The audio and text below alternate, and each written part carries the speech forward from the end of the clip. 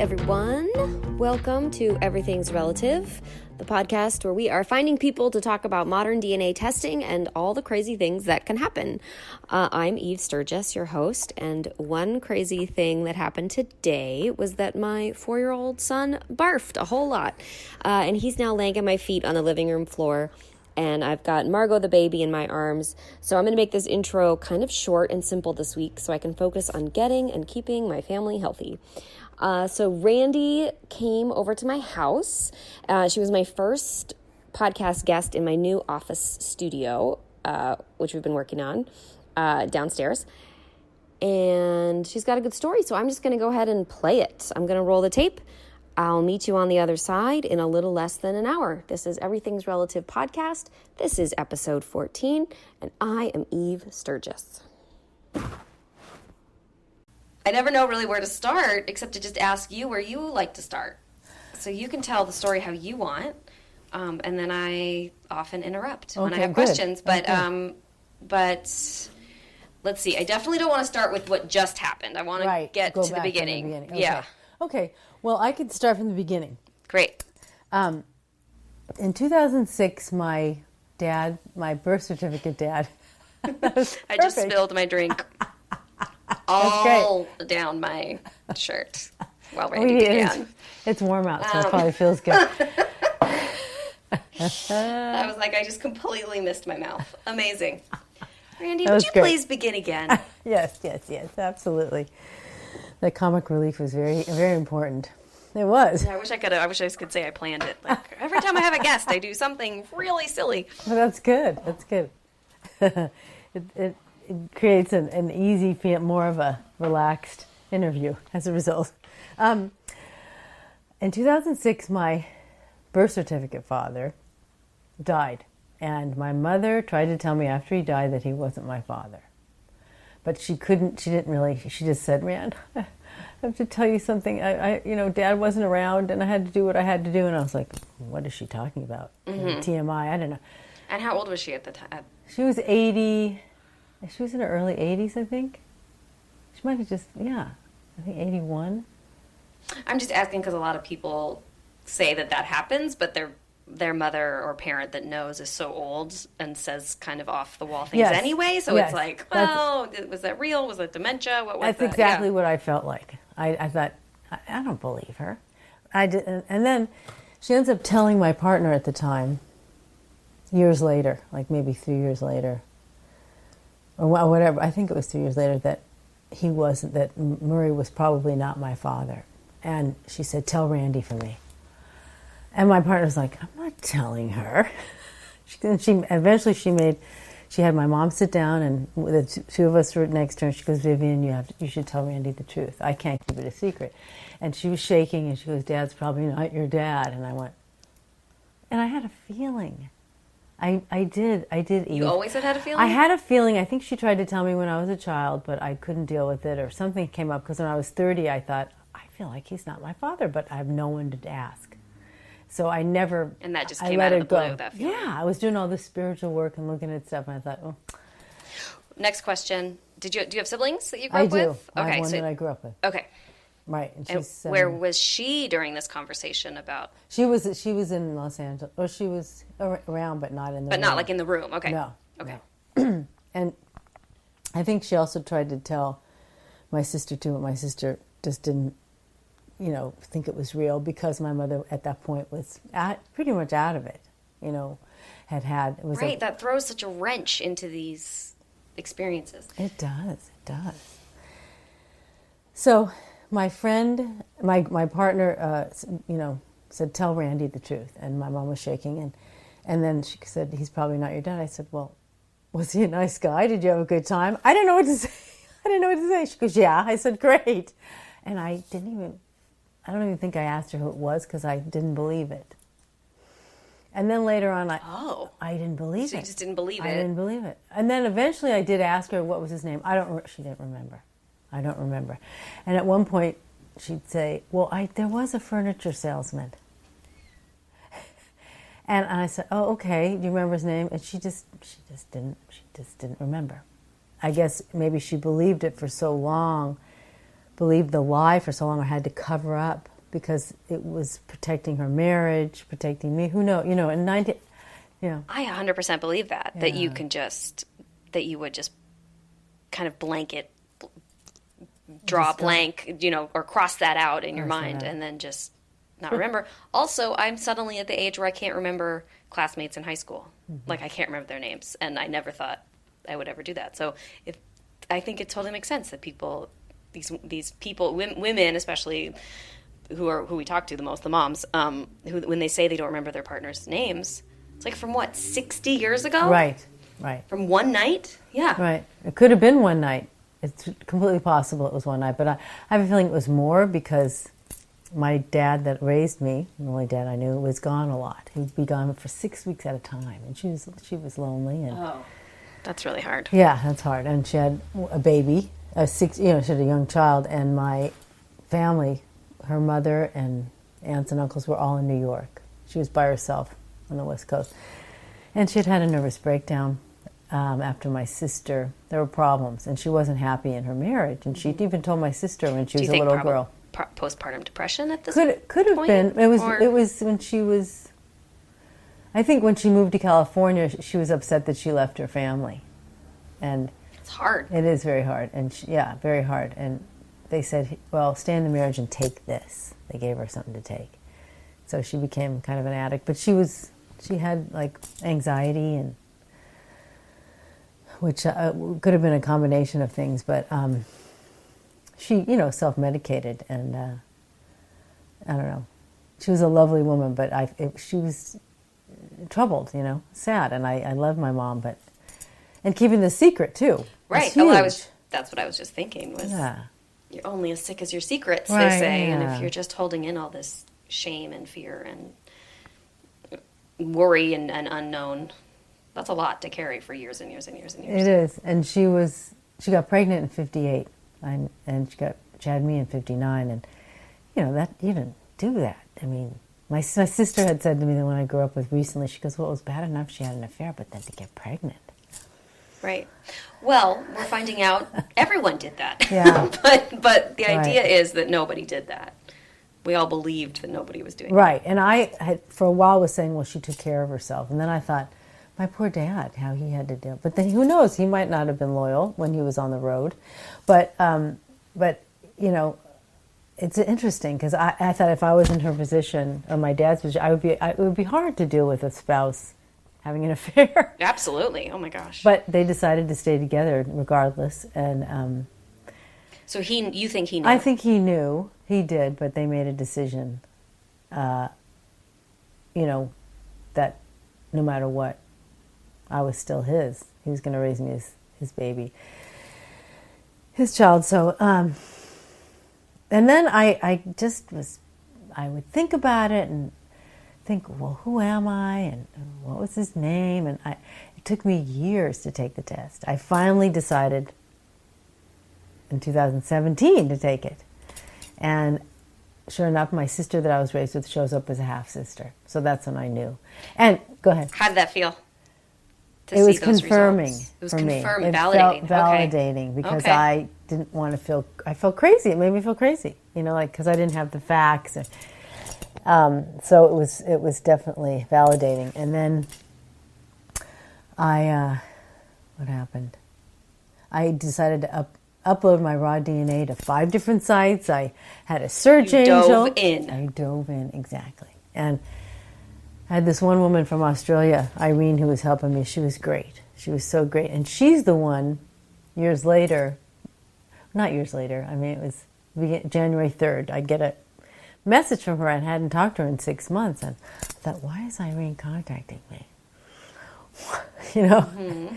And she said, how are you? How was your holidays? And, have you checked your mattress lately? Well, I had just gotten home from being out of town for the holidays, and I hadn't checked in 3 days. And she goes, check your mattress. Your jaw may drop a little.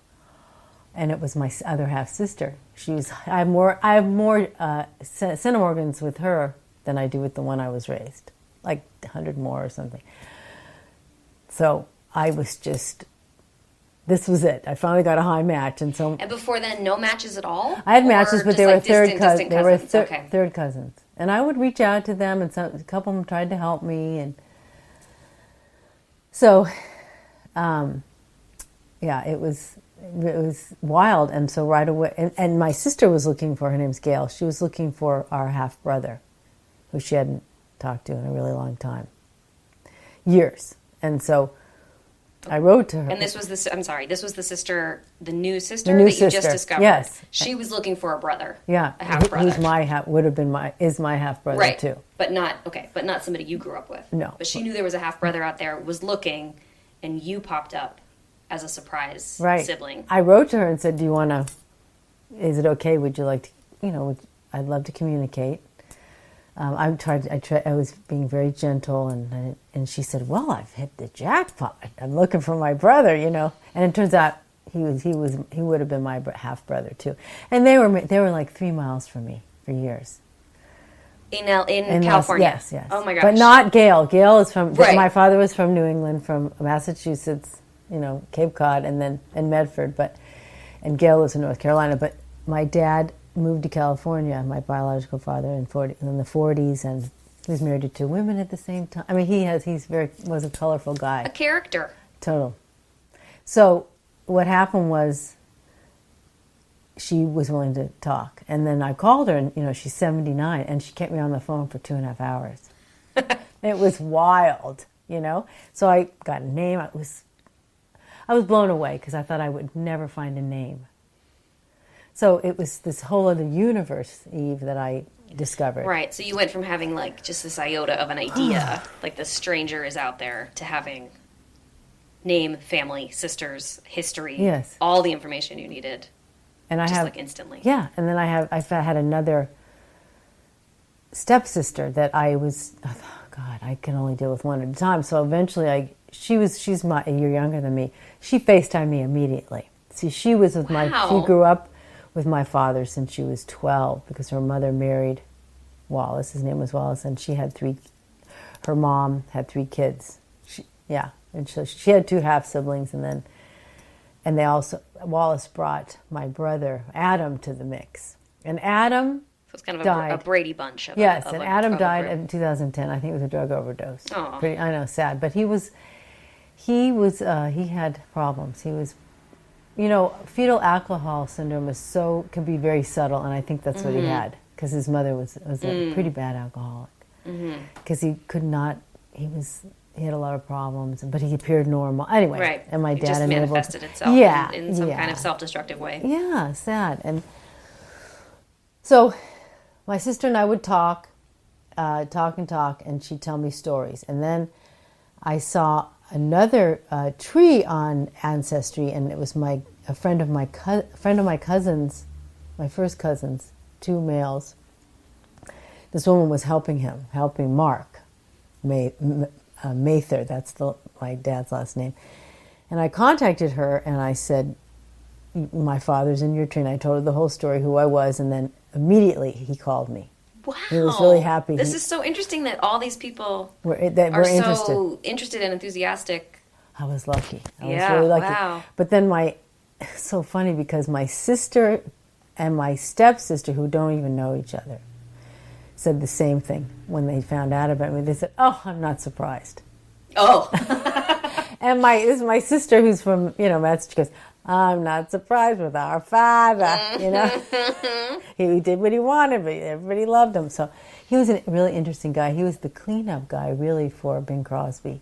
That's why he didn't have to go overseas. He was his attaché, I guess you call it. I don't know, but his valet, and he put on the USO shows in California, and he never had to go overseas. So that was his role in the service yes. Okay.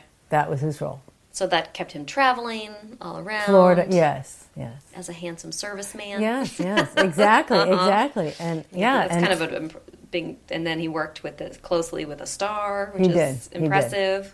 Right, he was. I'm seeing how this all worked out. Yeah, for him. Yeah, it worked out for him, and he was married 5 times. And so my sister told me 5 times, twice to the same woman, the last woman he was with. But he was married to 2 women at the same time and got in trouble for it. But got out of it. He didn't have to go to jail.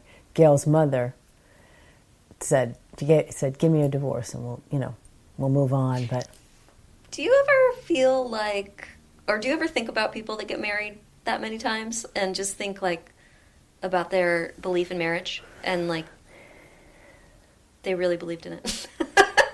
Like he just really liked getting married. I think he did. I mean, there's more to it than that, and I'm not trying to be flippant, but no. I just am fascinated by the commitment to marriage, despite evidence that it's not really maybe for you or something. Right.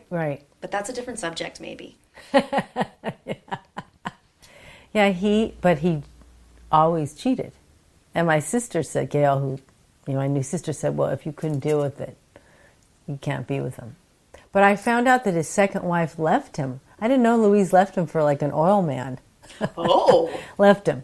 And she showed him. Yeah, she did. And my Gail's mom was really hurt by the fact that my grandparents covered for Wallace. They said he was missing overseas while he was married to this new woman.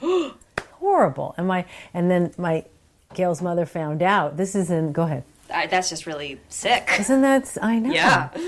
And the minute she found out, she left, and they were so worried. They loved Gail so much. They, since she was a baby, and then they tried to steal her away, but it didn't work. And then my grandfather kept writing to Gail's mom to apologize, but it was a difficult situation. Wow. And complicated. And Wallace tried to take her away when she was 13, and so he was an interesting guy. He was the type that he would do all these horrible, betrayal things, and then you walk in the room. This is according to my sister and my cousins.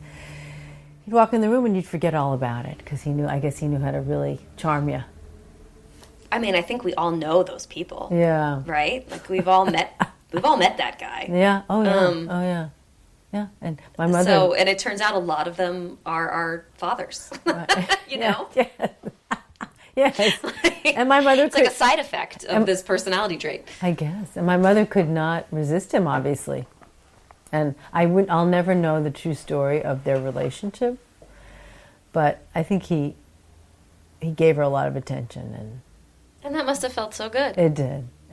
But I think she knew he wouldn't have made a good husband. She wasn't ready to leave my dad for him. But my dad, he was a salesman, so was my dad that raised me. They were a year apart. They're about a year apart. So it was really, really interesting, and to hear more and more about how he was an athlete and how he competed and he had a record, I think, in the 50-yard dash that nobody broke. It took 50 years, and I was obsessed with that when I was a kid, a 50-yard dash. Oh, really? That was specifically the 50-yard dash? I loved it. I think he was a sprinter, I just have a new picture of him as a sprinter when he was a kid. It's very cute. So, and so it's been quite the process. And then talking to my sister that I was raised with, talking to her about it, and she thinks she doesn't like him. What I've told her about him, she thinks he's a jerk. She's just focused on I don't want to say focused on the negative, but that's what she's taking from it is the pain he caused. Yeah, and I think sure the dark side of this whole character. Right. But I also, when I think about it and what I've heard about him, there was a lot to him, and he was a great guy in a lot of ways. He was very caring. My cousin was telling me a story how he was so loving and could be very caring when he was sick. He did all these things for him, and he didn't say one bad thing about him. My stepsister, I'm not going to trash him, but she did say a few things. But see, they got into drugs, and that's what brought them down, and that destroys everything in the 70s. And I don't know how much I'm going to say. You mean the kids got into the kids? No, my dad was into. He was like a drug dealer of freebase. I can say this, he's dead. They're all dead. Freebase to the stars. He made cocaine, and he was doing this in his 60s, and no wonder he died at 75. And it made, so it was hard. I can imagine. There's a lot of movies about men like that. I feel like I have a very specific visual of what that kind of man was like. Yeah, so And my sister hadn't seen him in years. She didn't even hear about him. She didn't even know when he died. She saw it online or something, but she had lots of stories to tell me about him. And anyway, so it's been really interesting to like to get over the shock of it, but I still feel it. It's like this process. I don't know if you went through this, but it's like this shock feeling. Like the shock will come back? Yeah, it kind of comes back at times. Because I was sitting with my new family, I just went to see them, and I thought, is this really happening? Maybe there's a mistake. Mm-hmm. And I have 2 friends that don't believe the test. They're like, yeah, that's not real.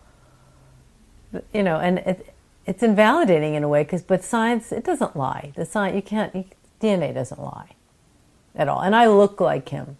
And you do? My cousin said, I could see Wallace in you. And there's certain things about my body I can tell were like his. And and my sister and I have certain expressions that are saying, I looked at our baby pictures. Mm-hmm, mm-hmm. We look alike. And my partner had said, boy, you and Gail really look alike in these pictures. Mm-hmm. But so it's been really quite the experience. So I decided to go see my family. Right. I have cousins, they have this house that my great-grandfather bought for $25 on Cape Cod in the 1800s. And they redid it. They redid it, and my dad was bought out years ago. So it's in a town called Truro, and it's beautiful. So I went there, and I stayed there for 5 days. I just got back. And my sister came from North Carolina. They drove, and there was a lot of like tension built up. There was all this expectation and all this, like, oh my God, even though we talked on the phone, but when we met, it was great. Oh, good. They were lovely people. So it was the sister? My sister, my cousin, and his wife, and then my other cousin, his brother, Mark and Scott. And those are people you had also connected with via the site? Or via the site, had done that? Okay. But they hadn't taken the test. But Got it. But okay. my sister didn't grow up with them either because of the split. The grandparents sided with Wallace, and this was my uncle's children. So,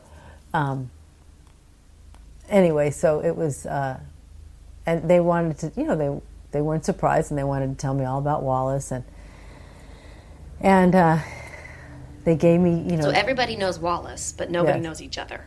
Right. They didn't really know. They knew about each other, but they hadn't spent time together. Maybe they saw each other at one of the grandparents' funerals. So it was a big deal for my sister to go and see them, too. So it turned out, actually, it was very nice. It was lovely. And, I felt a little like the odd California girl. Mm-hmm. I'm half Jewish. I'm darker than them. Oh. I'm Jewish, mm-hmm. They're all, but Wallace was supposedly dark with green eyes, and but they were blue eyes and blonde hair, and toe heads, a couple of them.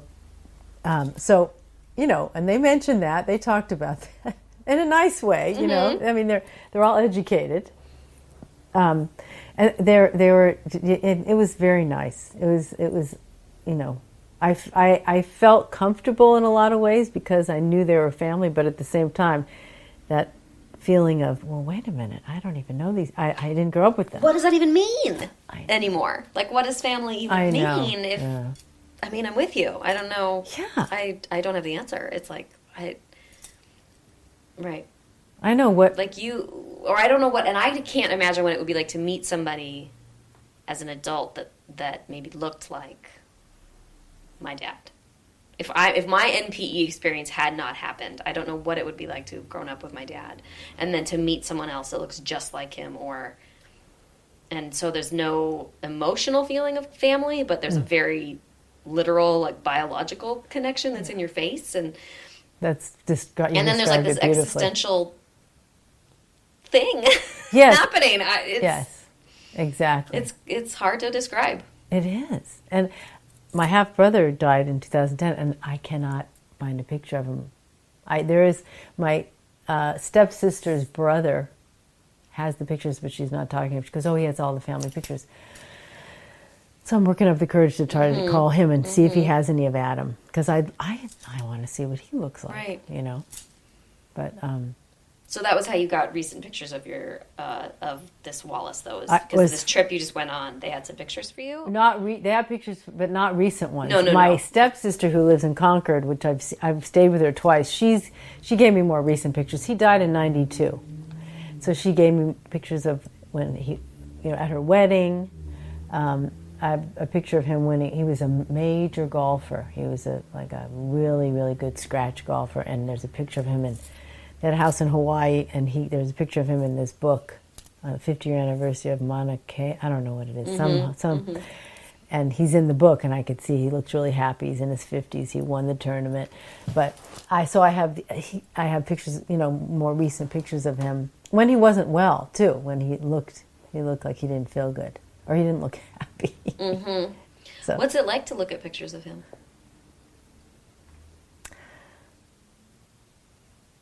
It's weird. It's weird. Like, that's my dad. That's really my father. No, can't be. My entire life I thought my dad that raised me was my dad. I would think about things what's similar. I would think, I look like him, but someone would say, you don't look like your dad at all. And I'd say, but I do. And then, I have a butt. And my sister would say, that's from Dad's side. My grandmother had a butt. So right. These little things that I thought, okay, I do look like him, but I don't. Right. It all just, you might look like him, but it's not, it's just a coincidence. It's not biological. It's not genetic. Right. Right. And we share so much energy when you live with someone, they raise you. But when I look at Wallace, I think, I do look like him. And it's really weird. And looking at him when he was younger as an athlete too, I thought, I do. I was an athlete, in most of my life. I still am, but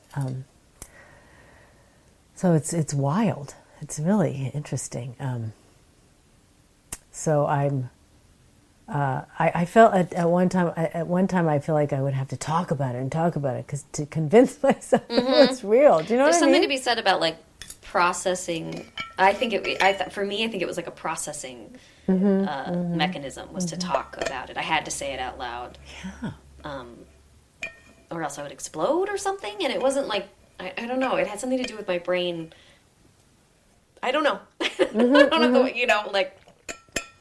It's a comprehension process to, I think, for some people to say it, so they talk about it over and over and over. Yeah, because believing a lie for so long, it kind of screwed with me.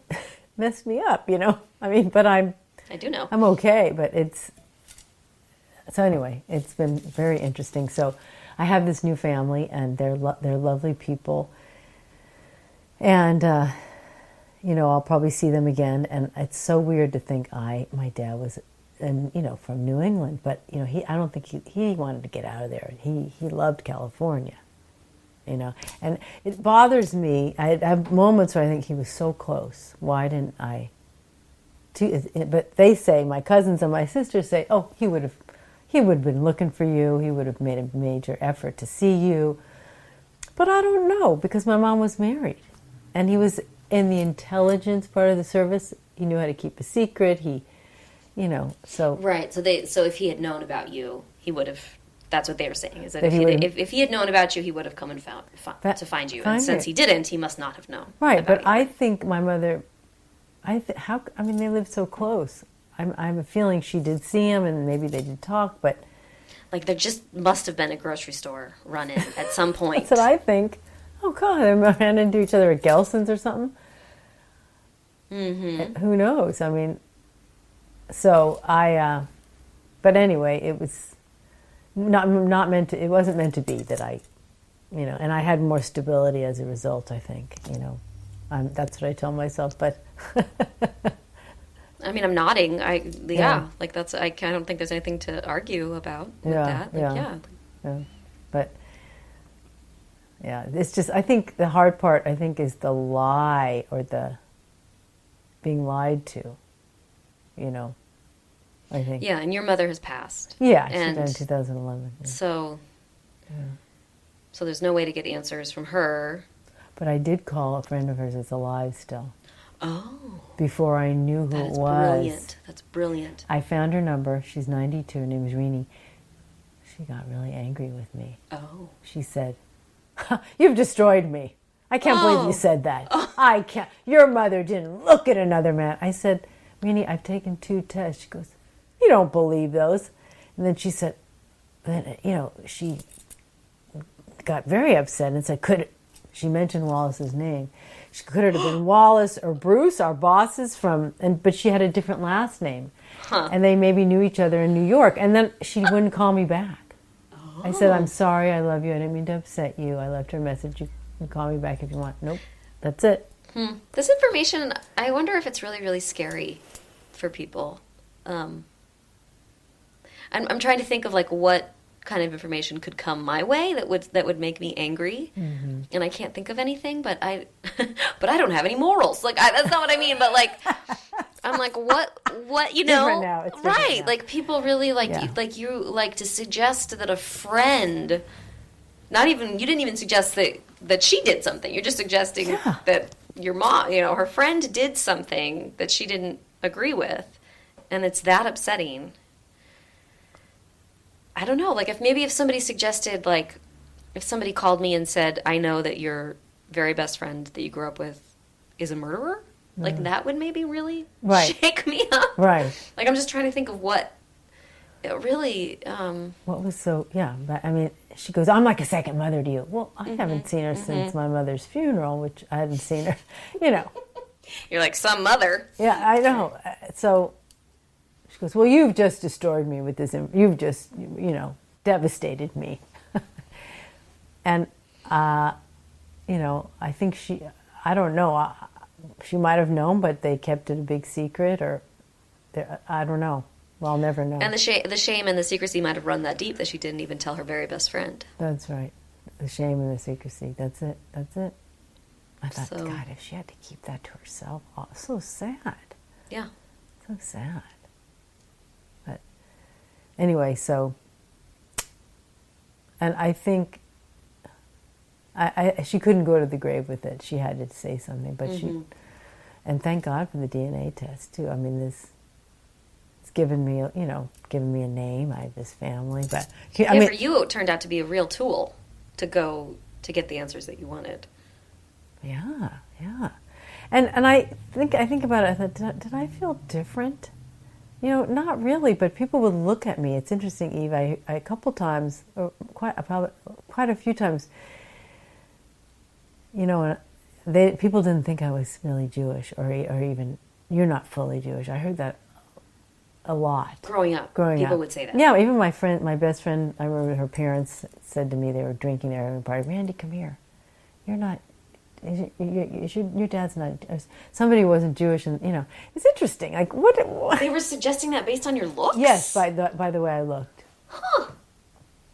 That's bananas, and it's rude. It is rude, and I've had other I remember this woman who was part of very religious had said to me, "No, you're not Jewish. You're not, or you're not. One parent isn't for sure." And I thought, this was like 20 years ago. I mean, I hear these things. That would really upset me. Yeah, it was kind of like, what is it? First of all, the whole thing of like, how do you look Jewish? A lot of Jews that look Semitic. So it's very interesting. So it's kind of screwed with my identity, I think. So now I know, but I think. And I think about my dad that raised me and my family, and I think I start to feel more relaxed, less. And this new family, I'm trying to navigate. That's interesting. I don't know. So the thoughts of your dad that raised you is relaxed. Yeah, because that's what was I was raised with, and it's familiar. Yeah, it's that's what I grew up with. That's who I. The whole nature versus nurture thing. And it was a solid experience. Yeah, and he never really gave me any reason to think I wasn't his child. No, he never ever. He was the normal kind of family man at that time who would, they didn't know how to communicate. He would blow up and have rage, normal kind of crazy stuff.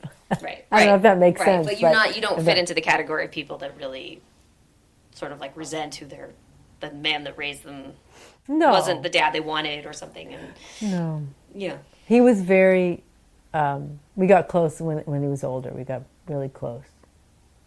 That's so nice. Yeah, he was a good guy, and he was very good to my mother. That's really important. Very good to my mother. He really took care of her. But he enabled her to, but he really took care of her. And so it's been quite the experience, and I realized when I went to the East Coast how brave I was. And how adventurous I was to do this. Absolutely. I mean, and then I wanted to go to North Carolina to see my sister in October, but I think I'm going to wait. Maybe give it some more time. I think process it a little bit more. Her husband said, "Randy, it's okay. You don't have to come."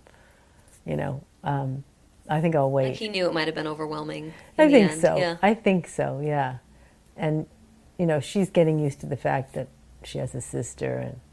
We both bought each other presents, and we tell each other we love each other already. Yeah, but that's a lot. Yeah, it's nice, but it's a lot. It is a lot.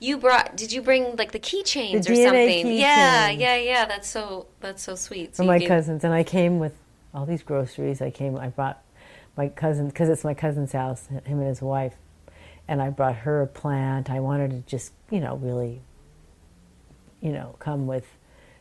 Because they were hosting us. I wanted to bring hostess gifts. And I also got my sister, I bought a necklace. It had this little poem about being sisters. And she got me this statue of a sister statue of these two women together. Wow, yeah. Very, very sweet.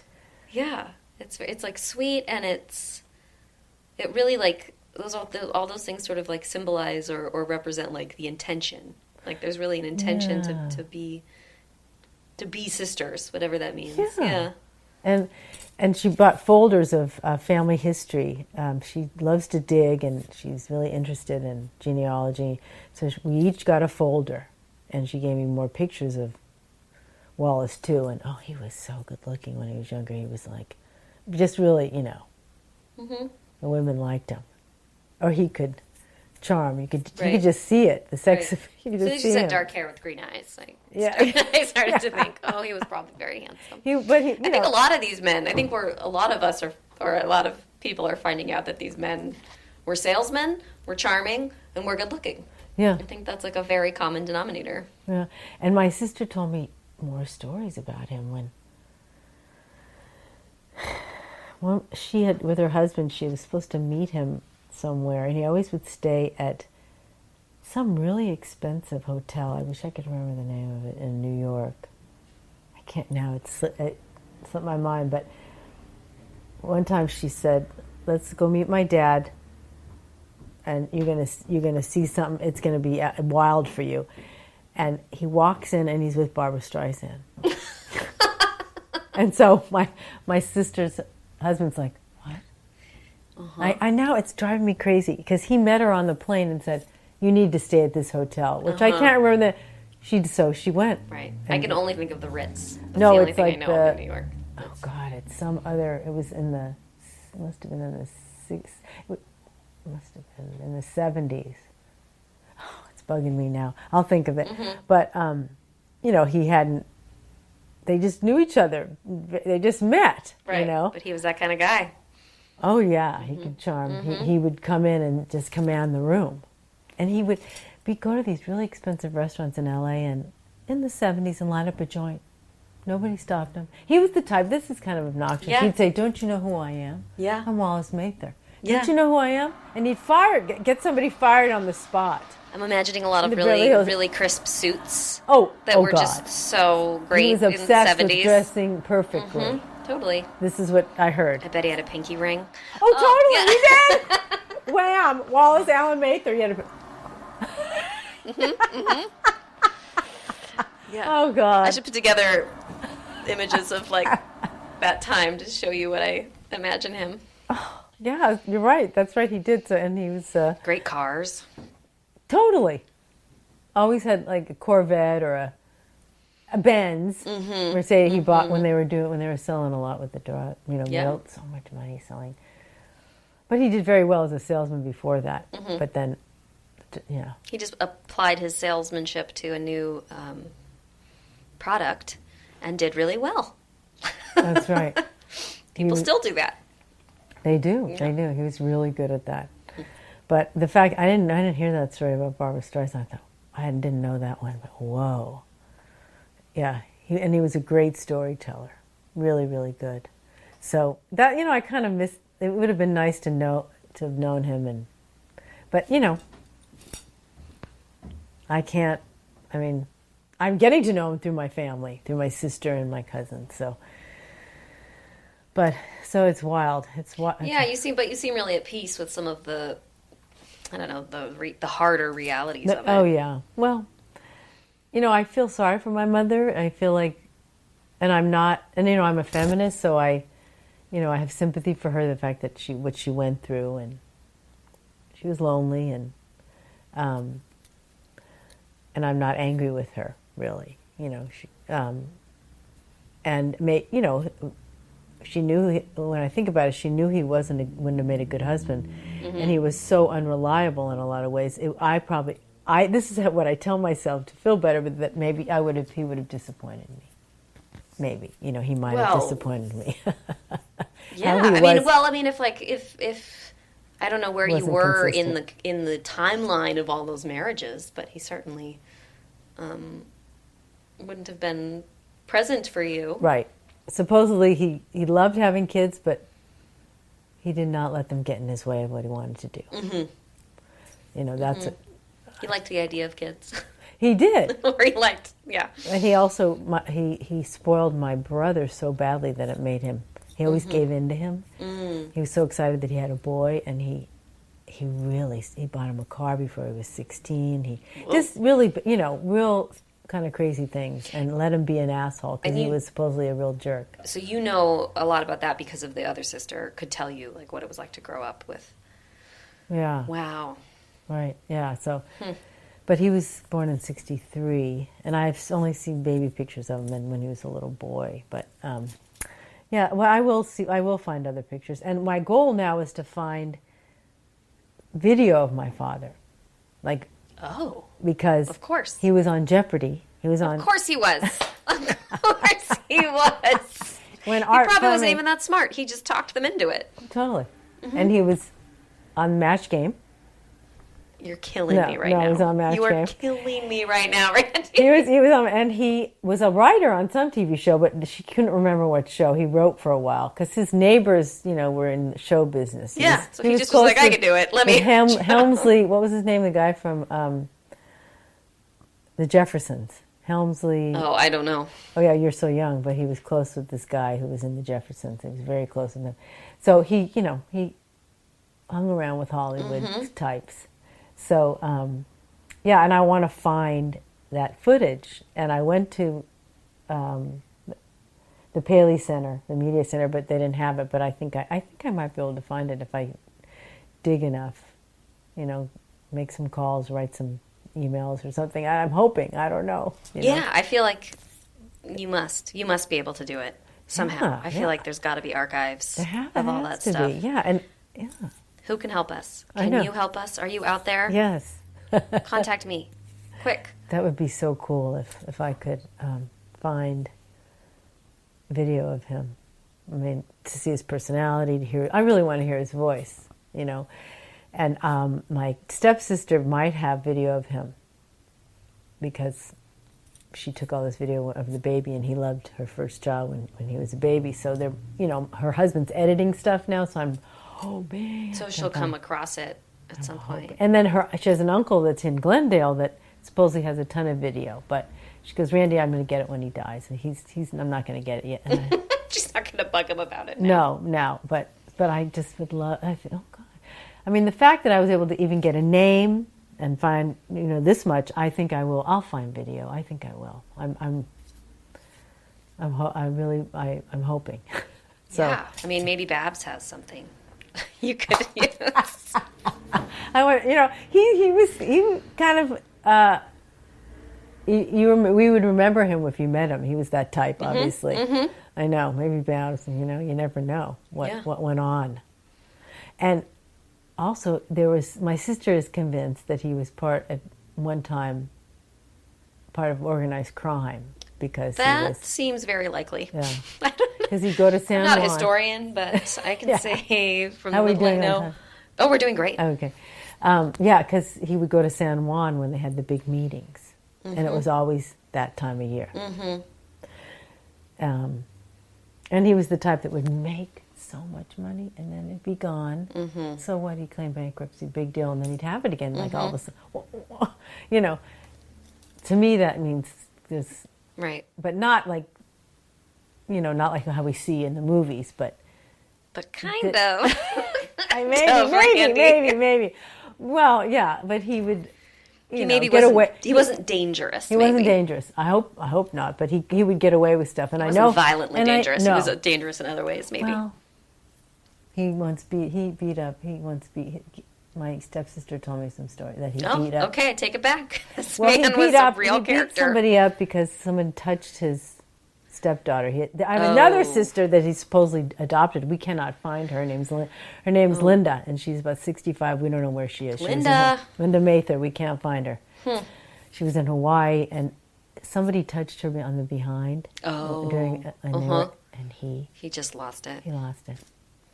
The guy couldn't even walk when he walked. Oh my gosh! And they were high at the time too. Of course. Yeah. So I know. Yikes. So he would. But so he would get angry and he'd blow up, you know, like that. And he was the type that would say, "Don't you know who I am? Can't you know?" They were going to Hawaii. They were all going to Hawaii. My stepsister was 12 at the time, and she was so embarrassed because he goes, "You messed up our tickets. Don't you know who I am?" He threw a fit. They all went first class. First class. Can you imagine? No, so I just like the first class part. But the rest, like so embarrassing. So when you're a 12-year-old girl. Yeah. So he was, very, interesting. So anyway, I really want to find that video, some video of it. And I do have to call somebody at the media center who was also from Medford, where my dad was from, Medford, Massachusetts, and he was also on Jeopardy. And he works at the media center. And he said he has contacts at the Game Show Network. So I got to follow up. Yeah. It's just a matter of connecting all the dots. Yeah. I'm excited for this sort of sleuthing. It's kind of like Nancy Drew or something. Yeah. From one piece to the next. It's really exciting. And you know, they were all...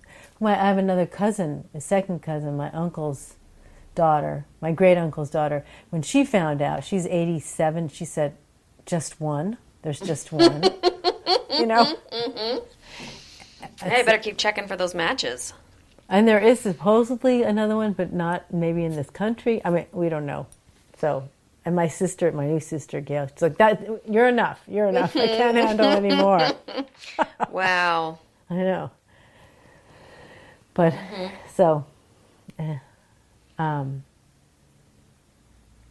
it's been a really interesting, wild experience, and I really wanted to know, and now I know. And now it's a process. It's quite the process to deal with it. But I feel like I really, really want to see I want to hear him. I want to hear him and, see what he was like. Maybe like one more piece of who he is and understanding. Did you get to meet your dad, your biological father? No.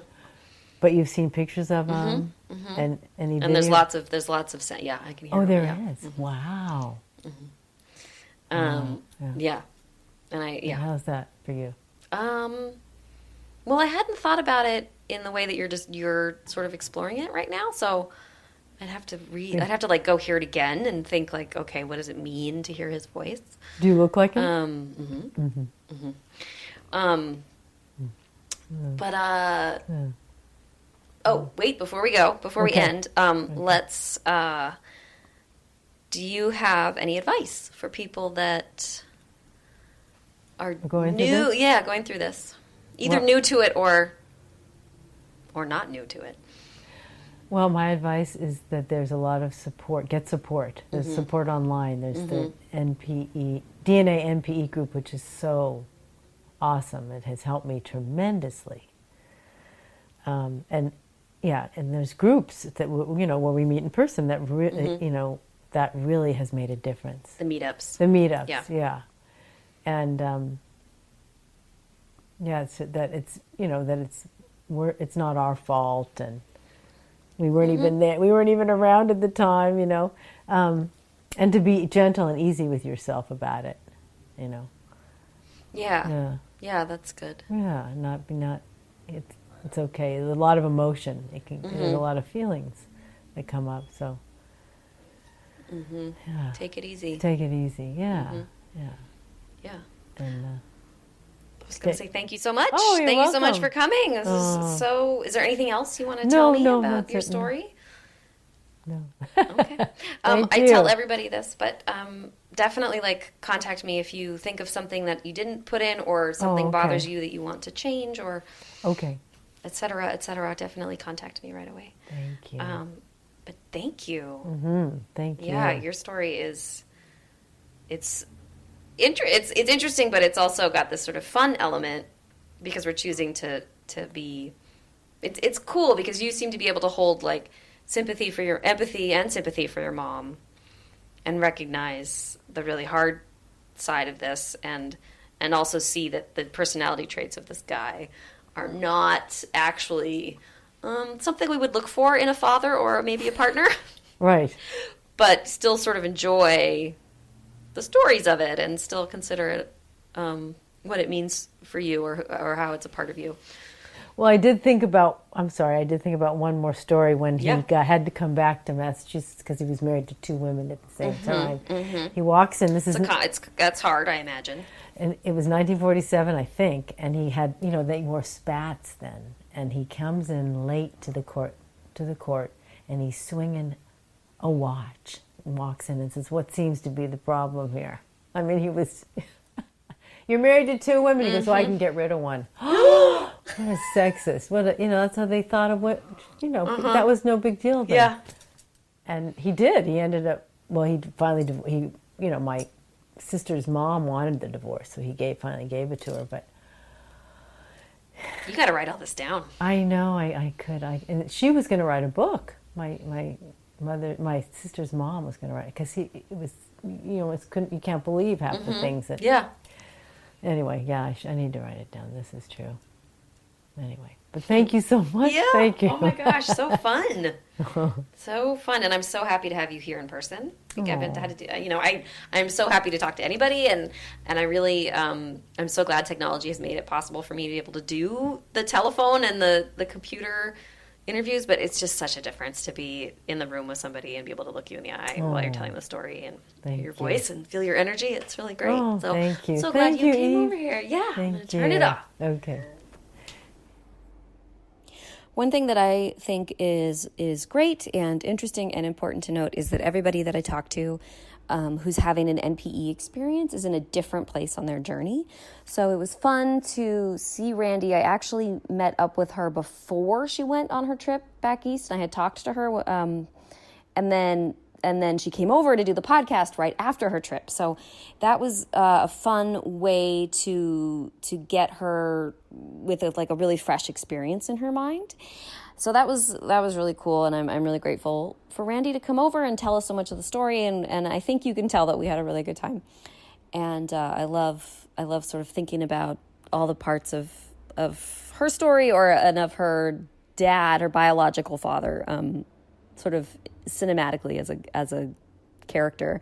And so I have a friend named Lydia, and Lydia spoke at my rehearsal dinner before my wedding. She's a really, really good friend. She used to work for Light in the Attic Records. See if you can follow me on this, everybody. And Light in the Attic Records is a really cool record company that does reprints or reissues of music that has already come out, and they find things, and they have some really cool adventure stories that go along with some of their stuff. And she, for our rehearsal dinner, speech, she talked about unconditional love, and then gave us this record that this guy named Lewis wrote and issued out in the 70s, and there's a picture of him on the cover, the record of he's in a white suit and he's up against a Cadillac. It's a really wild story. who this guy is and the music he made, and then how they went to go find him again when they found it recently to recommission it. So that is the way that I'm imagining Randy's biological father is as this Lewis character driving around LA, singing songs and wearing his snazzy suit and picking up women. And on that note, I also want to talk about a little bit. I just want to mention it. I don't know that I have like anything to draw a conclusion about, but I do want to talk a little bit about the like double standard that we have about these men that go around sleeping around or philandering. And Randy and I laughed, and I really got like a big kick out of her story, and I really liked imagining her dad as a like a fun, flamboyant character. But I think that a lot of people in the NPE community are finding out that their biological parent or their mom or their dad was a philanderer, for lack of a better word, or like slept around or had a lot of partners or was good with the ladies. And we sort of joke about it and we roll our eyes and we laugh about it. But I think that, but I want to acknowledge out loud that kind of behavior can also be really destructive and really hurt people, and a lot of times resulted in all of these pregnancies that have now become adults that are struggling with these DNA discoveries. So and there's a double standard in that, I think, and we all know this, but like when the men are described that way, we laugh, we chuckle, and I was imagining Randy's biological father as this, handsome young Robert De Niro or something. But when women are that way, we call it sleeping around, or we discuss how they're troubled, and it's unfair. And I know that, and you know that, I hope. And it's interesting to sort of be going through all these stories also in the time of Me Too and women fighting so hard for equality, and in a time of fighting about sexual harassment. And I think you all, I think it's clear what I'm thinking about, or what I'm trying to get to, as I sort of like grab words out of the sky right now. But I just want to like say that, yes, I was laughing with Randy and enjoying a sort of cinematic representation of her biological father, but really that behavior can really hurt people, and a lot of us have that experience, and it can be long-lasting effects. So, lest you think that I just think this is all a joke, I don't. Other things I'm doing, if you are following us on Instagram, we have, I've been asking everybody that I'm interviewing, I've been asking them about music. I've just kind of been awakened or just interested in a new way about the way that music helps people or guides people or whatever else for people. And so I've been asking them if they have music that goes along with their episodes. So if you are following us on Instagram at Everything's Relative Podcast, you will see I've been posting some lists called Sounds and Songs, and I say what episode it is. And it's been really fun because everybody takes the assignment differently. Like some people post music from when they were born, and some people want to talk about music when they were conceived, and some people think of it more of like a movie soundtrack and give me all sorts of different music to go with themes. And I'm not asking anybody for an explanation. I'm just saying, send me the songs. So I think that's fun, and I think you should check it out. So follow us on social media. Also, if you're not following us on Instagram, and if you are, go ahead and follow us on Facebook. Also at Everything's Relative Podcast. And if you have anything to say to me, whether it's nice or not, you can email me, Eve at everythingsrelativepodcast.com. I will be back in 2 weeks with a new episode. It's going to be a little bit like the last episode where I talked with Erin, the archivist. This time I'm talking with a woman who's going to remain anonymous, but she wants to talk about using sperm donor conception, sort of in the modern age. So if you've been following along, you should have listened to episode 5. And if you haven't, go do that now so that you're sort of caught up, so that when we play episode 14, you know why I'm suddenly so interested in sperm donorship and artificial insemination and all these different ways of having babies, and how it relates to the NPE community. So that's going to be really fun. The other thing that's happening while I'm gone is going to be Halloween. And Dallas at our house, age 4, is going to be the Flash. He's got a red costume that has muscles in the chest, and I'll post pictures if I can think of it. And the rest of us, I don't know if we have costumes. You guys, I think of the coolest costumes every year, and I keep a list on my phone. And I also think of family costumes where we will be this adorable group. And then it comes along and we never get it together. And I know this is like the oldest story ever, but I'm sad about it. And really wish that I don't foresee getting it all together to get us in a really great family costume by Halloween. But I hope you have a costume if that's what you want, or you get all the candy you want, or you get all the nightmares you want, whatever it is that you do or want from Halloween. I hope that happens for you. And I will see you in early November with episode 14. This is Everything's Relative. I'm Eve Sturgis, and I'll see you next time. Bye. Everything's Relative with Eve Sturgis is produced by Kaylin Egan and Eve Sturgis. Eve Sturgis is a licensed marriage and family therapist in the state of California, but the conversations she has on the podcast are not therapy sessions. Logo design by Ivy McNally, and music used with permission by Goodbye the Band.